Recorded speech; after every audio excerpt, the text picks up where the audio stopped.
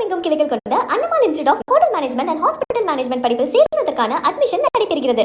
வாணியம்பாடி அடுத்த புத்துக்கோவில் அருகே மழைநீர் வடிகால் கால்வாயில் இருந்து மழைநீருடன் கழிவுநீர் விவசாய நிலங்கள் மற்றும் குடியிருப்புகளுக்குள் வெளியேறுவதால் விவசாயிகள் மற்றும் பொதுமக்கள் பாதிக்கப்பட்டுள்ளனர். இது குறித்த கூடுதல் விவரங்களை நமது செய்தியாளர் ஸ்ரீனிவாசன் வழங்க கேட்கலாம்.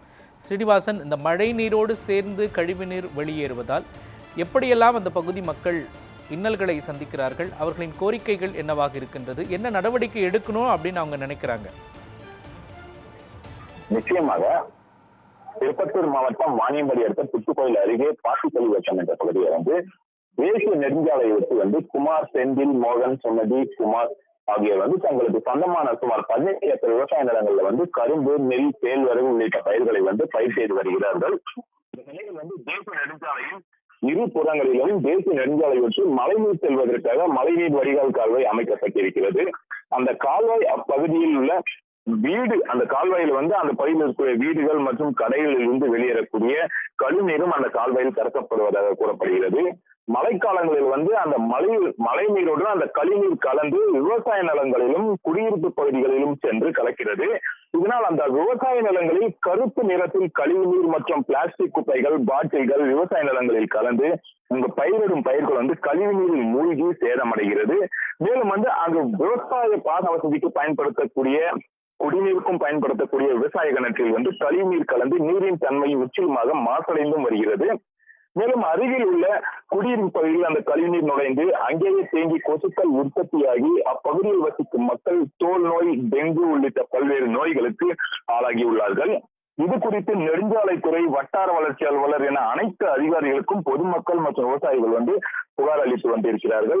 இதுவரை அதற்கு எந்தவித நடவடிக்கையும் எடுக்கவில்லை என்று விவசாயிகளும் பொதுமக்களும் குற்றச்சாட்டு தெரிவித்து வருகிறார்கள்.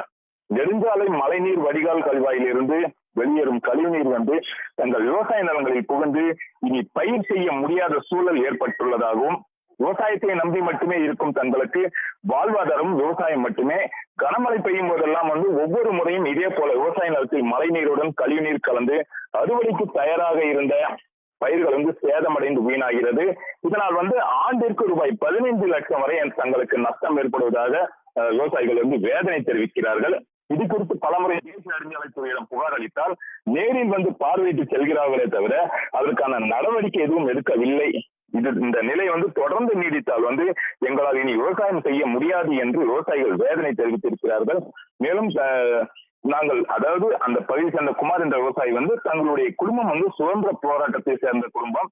அவருடைய தாத்தா கோபால் என்பவருக்கு 25 ஆண்டு வெள்ளி விழாவில் முன்னாள் முதலமைச்சர் கருணாநிதி அவர்கள் தாமரை பட்டயத்தை வழங்கியிருக்கிறார்கள். எங்கள் வாழ்வாதாரத்திற்கு இனியும் அதிகாரிகள் எந்தவித நடவடிக்கையும் எடுக்கவில்லை என்றால் அந்த பட்டயத்தை அரசிடமே மீண்டும் திருப்பி கொடுத்துவிட்டு எங்கள் கோரிக்கைகள் நிறைவேறும் வரை மாவட்ட ஆட்சியர் அலுவலகத்தில் போராட்டம் நடத்துவோம் என்றும் அவர்கள் தெரிவித்திருக்கிறார்கள். விவரங்களையும் காட்சிகளையும் வழங்கியதற்கு நன்றி ஸ்ரீனிவாசன்.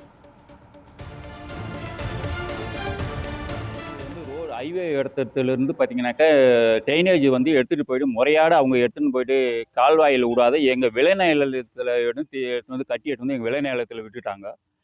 குறைஞ்சபட்சம் பார்த்தீங்கன்னா இது கிட்டத்தட்ட ஒரு 17-18 வருஷமாக இந்த பிரச்சனை போயிட்டு இருக்குது. நாங்களும் பல முறை நாங்கள் மனு கொடுத்து பார்த்தோங்க, கலெக்டர்கிட்ட பெட்டிஷன் கொடுத்து பார்த்தோங்க, ஹைவே டிபார்ட்மெண்ட்டுக்கு சொல்லி பார்த்தோங்க. யாருமே இதை பற்றி எங்களுக்கு எந்த விதமாக ரெஸ்பான்ஸும் கொடுக்கல. இதனால் பார்த்தீங்கன்னாக்கா எங்களுக்கு குறைஞ்சபட்சம் இந்த ஒரு வருஷத்தில் பார்த்தீங்கன்னாக்கா எங்களுக்கு ஒரு குடும்பத்துக்கும் ஒரு 15 லட்ச ரூபாய் எங்களுக்கு நஷ்டம் ஆகுது. நேற்று மழை பெஞ்சதுலேருந்து பார்த்தீங்கன்னாக்கா நேற்று அவங்களை உடனே இன்ஃபார்ம் பண்ண அப்போ மட்டும் ஒன்று பார்க்குறாங்க, அப்போ எதுவும் பார்க்க மாட்டாங்க. என்னோட 10 ஏக்கர் நிலம் எல்லாமே மலட்டுத்தனமாக ஆயிடுச்சு. நிலம் ஃபுல்லாகவே இப்போ என்ன கிட்டத்தட்ட செலவு பண்ணோம், ஏகப்பட்டதை லட்சங்களாக செலவு பண்ணணும். எல்லாமே இன்னைக்கு பார்த்துருப்பாங்க என்ன நடந்துக்கு சொல்லி. எல்லாமே தண்ணி பிரச்சனை முதல்ல கொண்டு, நிலம் பிரச்சனை முதல்ல கொண்டு எல்லாமே காமிச்சிருக்கேன். கரெக்டாக வேணான்னு சொல்ல சாக்கடை தண்ணி எனக்கு வருது. எனக்கு புத்துவேல் கிராம அந்த மொத்தம் ரோட் தண்ணி எல்லாமே ஹைவே, சாக்கடை தண்ணி, வாட்டர் பாட்டிலு, இந்த ஒயின் ஷாப் எல்லாமே வருது. அந்த தண்ணி வரட்டும் வேணாம்னு சொல்ல அதுக்கான முறையான வழி போட பிரச்சனை கிடையாது. எனக்கு யாரோ இது பண்ண என்னோட நிலத்துக்கு வரணும் தான் நான் கேட்குறேன். நான் அதனால மொத்தமே மாசம் அடைஞ்சிச்சு சார். எல்லாமே நான் நிலம் முதல் கொண்டு நீங்க பார்த்துருப்பீங்க என்ன இருக்குன்னு சொல்லி பார்த்தோம். என்கிட்ட எல்லா எவிடன்ஸும் என்கிட்ட இருக்குது. என்ஹெச் டிபார்ட்மெண்ட் கொண்டு வாட்ஸ்அப் பண்ணி எல்லாத்தையும் வாட்ஸ்அப் நேரில் எல்லாமே கொடுத்துருக்கேன். ஆனால் எந்த ஒரு ரெஸ்பான்ஸுமே பண்ணுறேன். புத்துக்கோயிலிருந்து தேசிய நெடுஞ்சாலை வருது. இது சென்னை டு பெங்களூர் தேசிய நெடுஞ்சாலையில் வரும் தண்ணி. இந்த புத்துக்கோயிலில் பெத்தகல்லப்பள்ளி மேட்டு பகுதியிலேருந்து இந்த பைப் லைன் அமைச்சு தண்ணி மழை தண்ணி விட்டாங்க. அந்த மழை தண்ணி விட்டது என்ன ஆச்சுன்னா, வருஷம் நாங்கள் பயிர் பண்ணி அறுவடை சமயத்தில் கரெக்டாக அந்த அறுவடையெல்லாம் அழிஞ்சு தான் போவோமே தவிர நாங்கள் எடுக்க மாட்டோம். அந்த தண்ணியில் அறுக்கிறதுக்கும் மக்கள் வரமாட்டாங்க. ஏன் காரணம்னு பார்க்கும்போதும், இந்த புத்துக்கோயிலில் இருக்கிற வீட்டுங்களில் இருக்கிற கழிவுநீர் தண்ணியெல்லாம் இந்த என்ஹெச் பைப்பில் கனெக்ஷன் கொடுத்துட்டாங்க.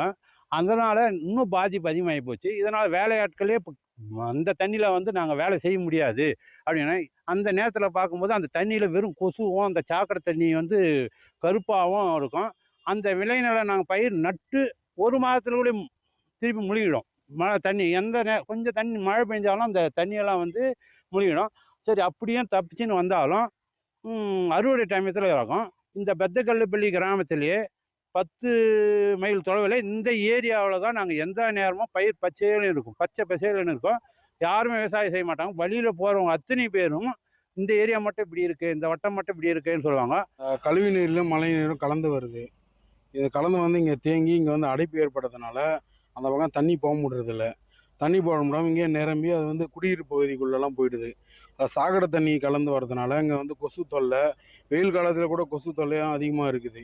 இதனால் நிறைய இன்ஃபெக்ஷன் வருது. இப்போ எனக்கே கூட வந்து காலில் வந்து ஒரு இன்ஃபெக்ஷன் வந்துக்குது. இது என்னதான் தீர்வுன்னு தெரியல. ஒவ்வொரு முறையும் காலில் வந்து ஒரு ஸ்கின் அலர்ஜி மாதிரி வந்துச்சு இந்த கழிவு நீரில் நடந்து. இப்போ இதுக்கான தீர்வு என்னன்னு தெரியல. ஒவ்வொரு முறையும் இதை பற்றி நடவடிக்கை சொல்லி தேசிய நெடுஞ்சாலை நிர்வாகத்துக்கிட்ட நாங்கள் ஒரு முறை புகார் கொடுத்துருக்கோம், தகவலும் கொடுத்துருக்கோம். எல்லாத்தையும் மனு கொடுத்தாலையும் வந்து பார்க்குறாங்களே தவிர அதுக்கு நிரந்தர தீர்வு இது வரைக்கும் எதுவுமே பண்ணவே